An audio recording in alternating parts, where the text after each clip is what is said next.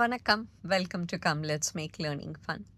நம்ம பசங்களுக்கு self confidence எப்படி இம்ப்ரூவ் பண்ணுறது அப்படிங்கிறது தான் இந்த சீரீஸ் ஆஃப் வீடியோஸ்.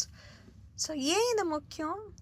ஏன்னா செல்ஃப் கான்ஃபிடென்ஸ் இருந்தால்தான் வாழ்க்கையில் வர பிரச்சனைகளை சமாளிக்கிற அளவுக்கு நம்ம குழந்தைங்களுக்கு ஒரு போல்ட்னஸ், ஒரு எபிலிட்டி வரும். அண்ட் நம்ம குழந்தைங்கள பொறுத்தவரைக்கும் பார்த்திங்கன்னா, அவங்க பயப்படுறாங்க, பண்ணுறாங்கங்கிறது சொல்கிறதுக்கு அவங்களால சில சமயம் கரெக்டாக தெரியாது எப்படி சொல்லணுங்கிறது. ஸோ என்ன பண்ணுவாங்கன்னா, அவங்களோட பிஹேவியரை வச்சு தான் நம்ம கண்டுபிடிக்கணும். அண்ட் அந்த பிஹேவியர் சிச்சுவேஷனுக்கு சில சமயம் கரெக்டான பிஹேவியராக இருக்காது.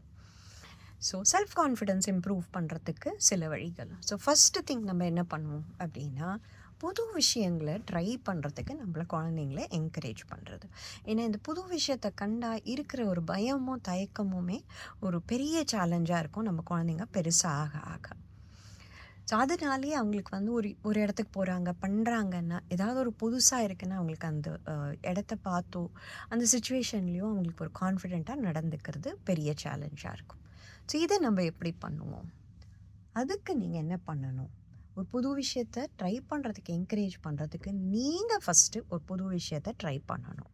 ஒவ்வொரு வாட்டியும் நீங்கள் புது விஷயம் ட்ரை பண்ணும்போது வார்த்தையாக அதை சொல்லணும். நான் இன்றைக்கி புதுசாக ஒன்று சாப்பிட்டு பார்க்க போகிறேன், இன்றைக்கி புது ரூட்டில் போக போகிறேன், இன்றைக்கி ஒரு புது கலர் ட்ரை பண்ண போகிறேன், இன்றைக்கி ஒரு புது காய் ட்ரை பண்ண போகிறேன், ஒரு புது ரெசிபி பார்க்க போகிறேன், புது சீரியல் பார்க்க போகிறேன், ஒரு வேறு இடத்துல உட்காந்து பார்க்குறது, இந்த சேர் நல்லா இருக்கு, இன்றைக்கி இந்த இடத்துல உட்காந்துன்னு சாப்பிட போகிறேன். ஸோ இந்த மாதிரி நீங்கள் ஒரு புது விஷயத்தை, ஒரு டிஃப்ரெண்ட்டான விஷயத்தை பண்ணும் போது வார்த்தையாக அதை சொல்லணும். அது பண்ணும்போது நீங்கள் என்ன ஃபீல் பண்ணுறீங்கங்கிறது வேர்பலைஸ் பண்ணோம். எப்போ பாரு நல்லா இருக்குன்னு சொல்லணுங்கிறது இல்லை. இது ஓகே, எனக்கு ரொம்ப பிடிக்கலை, இன்றைக்கி இருக்கட்டும், நான் நாளைக்கு திருப்பியும் அதுக்கே போகிறேன். அந்த மாதிரி நீங்கள் அதை எப்படி சமாளிக்கணும் அப்படிங்கிறதையும் வார்த்தையாக சொல்லி உங்கள் எக்ஸ்ப்ரெஷன் மூலியமாக நீங்கள் அதை காமிக்கணும் உங்கள் குழந்தைகளுக்கு. இன்னொரு வழி என்னென்னா, புதுசாக ஏதாவது ட்ரை பண்ணுறீங்க அப்படின்னா அவங்களோட ஸ்பெஷல் இன்ட்ரெஸ்ட்டை வச்சு ட்ரை பண்ணுறது. ஸோ ஒரு புது மெக்கானோ செட், ஒரு புது கேமை ட்ரை பண்ணுறீங்க அப்படின்னா, குழந்தைங்களுக்கு டினாசர் பிடிக்குமா? ஸோ டினாசருக்கு ஒரு கேஜோ ஒரு வீடோ கட்டி பார்க்கலாமா? கார் பிடிக்கும்னா காருக்கு ஒரு ரோடு கட்டி பார்க்கலாமா? ஸோ இந்த மாதிரி நீங்கள் அதை எப்படி அவங்களோட இன்ட்ரெஸ்ட்டை அந்த புது ஆக்டிவிட்டியில் எப்படி கொண்டு வருது அப்படிங்கிறத நீங்கள் ட்ரை பண்ணணும்.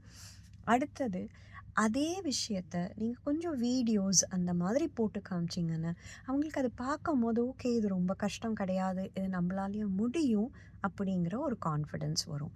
அவசரப்படுத்தாமல் பொறுமையாக இதை ட்ரை பண்ணி பார்க்கணும் நீங்கள். ஸோ அடுத்தடுத்து என்ன பண்ணலாங்கிறது அடுத்த வீடியோஸில் வரும்.